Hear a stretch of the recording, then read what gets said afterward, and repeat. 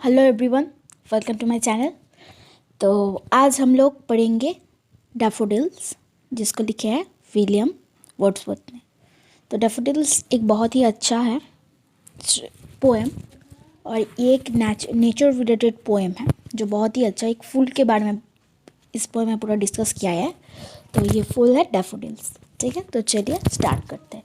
तो ये पोएम बहुत ही पैथेटिक है और बहुत ही अच्छा है, ठीक है।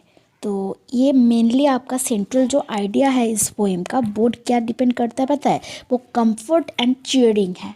पूरा कंफर्ट एंड चीयरिंग और ब्यूटी ऑफ नेचर्स पूरा एक्सप्रेस किया गया है यहाँ पर। और यहाँ पर और भी एक आइडिया है जो कि communion with nature and the tranquillity. Okay, ये यहाँ पर डिस्कस किया गया है। तो चलिए आप पढ़ लेते हैं। I wandered lonely as a cloud that floats on higher wells, when all at once I saw a crowd, a host of golden daffodils, beside the lake, beneath the tree, fluttering and dancing in the bridge. तो चलिए एक एक meaning समझ लेते हैं कि क्या है। पहला है I wander lonely as a cloud. Poet बोल रहे हैं कि वो एक क्लाउड की तरह लोनली वंडर कर रहा है, मतलब उसका कोई एम नहीं है कहाँ वो जाएंगी कहाँ नहीं जाएंगी, उसका कोई एम नहीं, वो पूरा लोनली घूम रहा है, ठीक है। I wander lonely as a cloud. Cloud जैसा उसका कोई फिक्स्ड डेस्टिनेशन नहीं होता है, वैसे ही पोएट का भी उस दिन कुछ फिक्स्ड कोई डेस्टिनेशन नहीं था। उसके बाद है क्या लिखा है? I wander lonely as a cloud that floats on higher vales and hills. बोल रहे हैं कि मैं उस क्लाउड की तरह अकेला हूँ, मतलब उस क्लाउड की तरह मैं डेस्टिनेशन लेस हूँ जो हाई वैलीज और हिल्स के ऊपर फ्लोट करता है, ठीक है। उसके बाद क्या लिखा है? उसके बाद क्या लिखा है? When all at once I saw a crowd, a host of golden daffodils। तब मैं कुछ क्राउड देखा, मतलब किसी को मैंने देखा। तो जिसको मैंने देखा वो क्या है? वो जिसको मैंने जब क्राउड मैंने देखा उसका होस्ट है डैफोडिल्स। वो डैफोडिल्स को गोल्डन बोल रहे हैं, मतलब इतना अच्छा है वो डैफोडिल, मतलब इतना पोएट को इतना अच्छा लगा वो डैफोडिल कि वो उसको गोल्डन बोल दिए।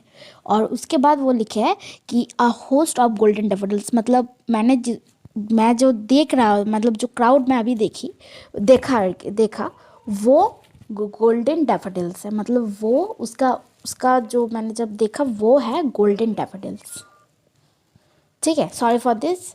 तो चलिए उसके बाद क्या पढ़ते हैं? Beside the lake beneath the tree fluttering and dancing in the breeze. Beside the lake मतलब वो गोल्डन टेफल जो मैं अभी देखा, मतलब पोएट बोल रहा है, ये पोएट। चलिए अब पोएट क्या बोल रहे हैं यही हम पढ़ेंगे, ठीक है।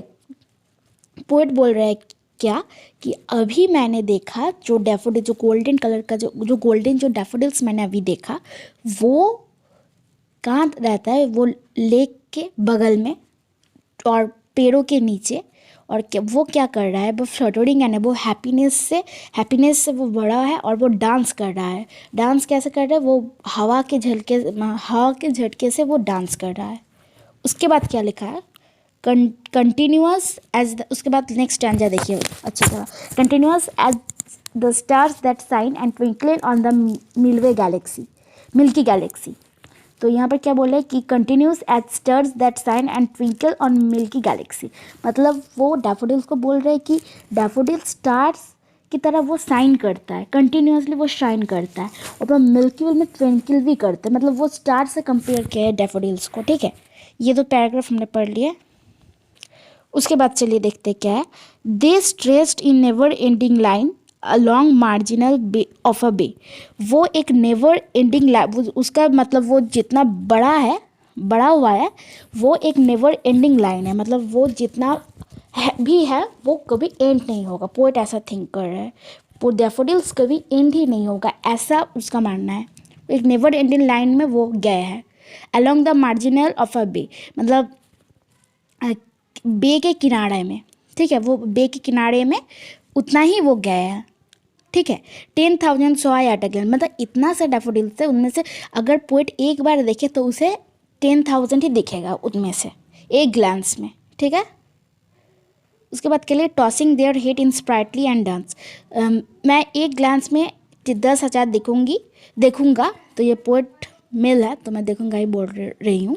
तो पोएट क्या बोल रहे हैं कि एक ग्लांस में मैं 10,000 ही देखूंगा और tossing their head in sprightly dance. और वो लोग क्या कर रहे हैं, जो मैं 10,000 दे वो क्या कर रहे हैं, वो डांस कर रहा है। ठीक है, वो डांस कर रहे हैं। स्प्राइटली का मतलब एनर्जी से पूरा भरा होकर वो लोग डांस कर रहे हैं। हाँ, और उसका सर हिला हिला कर, टॉसिंग का मतलब है सिर हिला हिला कर। ठीक है, उसके बाद क्या लिखा है देखिए, the waves beside them dance but they outdid the sparkling waves in the glee. और वो जैफरीज के पास जो वेव्स है वो भी डांस कर रहे हैं।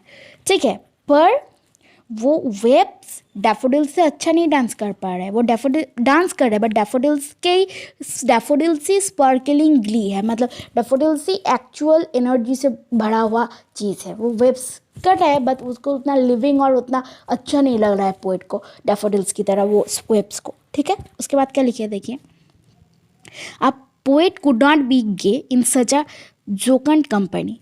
एक पोएट कभी भी हैप्पीनेस से नहीं भरा होगा। एक पोएट कभी भी हैप्पीनेस के बिना नहीं रह पाएगा जब डैफोडिल्स की तरह एक अच्छा कंपनी मिले, मतलब एक चेयरफुल कंपनी जब किसी आपको मिले, मतलब पोएट को मिला।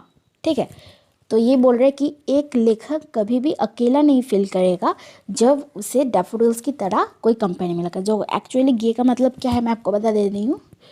तो गे का मतलब है happy and full of fun. ठीक है, उसके बाद क्या लिखा है देखिए, I gazed and gazed but little thought what wealth the show to me had brought. वो बोल रहे कि मैं डैफोडिल्स को बहुत देर से देख ही रहा हूँ बट वो क्या वेल्थ मुझे दे रहा है वो मैं नहीं सोच रहा हूँ। मैं देख रहा हूँ कि डैफोडिल्स को बहुत देर से, बट मैं क्या वो वेल्थ दे रहा है, मतलब क्या मुझे दे रहे हैं वो मैं नहीं देख रहा हूँ। ठीक है, उसके बाद चलिए देखते हैं क्या लिखा है। उसके बाद एक नेक्स्ट स्टैंजा है, ये क्या लिखा है चलिए पढ़ लेते हैं। For oft when on my couch I lie. तो यहाँ पर बोल रहे हैं कि जब कभी भी मैं, काउंच का मतलब क्या है, सोफ़ा, और ऑफ्ट का मतलब है ऑफन। ठीक है, जब कभी भी मैं अपने सोफ़ा पे लाई होता, मतलब जब कभी मैं अपना सोफ़ा में सोता हूँ, इन वैकेंट और इन अ पेंसिव मोड, खालीपन, और पेंसिव का मतलब है डीपली किसी थॉट में होना, और वो उस टाइम में वरी और सैड से पूरा मतलब फुल होना, उसको हम लोग पेंसिव मोड कहते हैं। अगर आपको एक एक्चुअल डेफिनेशन चाहिए तो मैं स्क्रीन में शो कर दूंगी, अगर नहीं शो करी तो कमेंट करना, मैं आप सबको बोल दूंगी। ठीक है, तो पेंसिव का एक्चुअल मीनिंग अगर जानना है तो कमेंट करना, और मैं स्क्रीन में मैं शो कर सकती हूँ। ठीक है, तो चलिए उसके बाद क्या पढ़ लेते हैं। They flash upon the inward eye which the bliss of solitude. यहाँ पर क्या बोल रहा है कि दे का मतलब डैफोडिल्स मेरे इनवर्ट आई, मतलब इनर आई में फ्लैश होता है, मतलब आता है। फीच इज ब्लिस ऑफ सॉलिट्यूड, जो कि ब्लिस ऑफ सॉलिट्यूड का मतलब है ब्लेसिंग्स ऑफ हैप्पीनेस।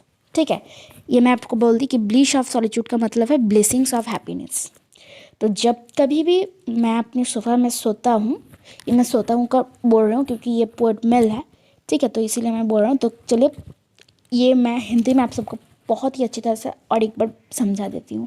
ठीक है, जब कभी भी मैं अपने सोफ़ा में सोता हूँ, मेरा मन, जब कभी मैं अपने सोफ़ा में सोता हूँ तब मेरा मन पूरा खाली और बहुत ही चिंतित और बहुत ही डीप थॉट में रहता है। तभी मेरे अंदर का जो आई है, मतलब मेरा अंदर का जो आँख है, उसमें डैफोडिल्स फ्लैश करता है, डैफोडिल्स आता है, जो कि एक ब्लेसिंग्स ऑफ हैप्पीनेस है, मतलब खुशी का आशीर्वाद है। And then my heart with pleasure and dances with daffodils. तब मेरा जो ये हार्ट है, मतलब मेरा जो दिल है, वो प्लीजर से डांस करता है डैफोडिल्स के साथ, वो खुशी से डैफोडिल्स के साथ डांस करता है। ठीक है, तो ये पोएम है, बहुत ही अच्छा पोएम है, और इसमें बहुत ही डीप मीनिंग दिया गया है, बहुत ही डीप है इसका मीनिंग, और बहुत ही अच्छा है ये पोएम। मैं जब इसको वन टाइम पढ़ी तब मुझे समझ में नहीं आया, फिर थोड़ा सा 3-4 बार पढ़ने के बाद उसका डिटेल्स मतलब उसका अंदर केस स्टडी करने के बाद मुझे समझ आया ये पोएम ऐसा मतलब बहुत ही अच्छा, इतना अच्छा पोएम कि मैं आपको क्या बताऊँ। बहुत ही अच्छे तरीके से विलियम वर्ड्सवर्थ ने लिखा है। तो विलियम वर्ड्सवर्थ के हर पोएम में भी डीप एक्सप्लेनेशन है, तो ये भी पोएम ऐसा ही है। तो बहुत ही अच्छा है। अगर आपको इसका क्वेश्चन आंसर चाहिए तो आप सब कमेंट कर सकते हैं, मैं इसके लिए और एक सेपरेट वीडियो बना दूंगी। तो आज के लिए बस इतना ही। अगर अच्छा लगा तो लाइक शेयर सब्सक्राइब, और ठीक है, टाटा बाय बाय, पीस।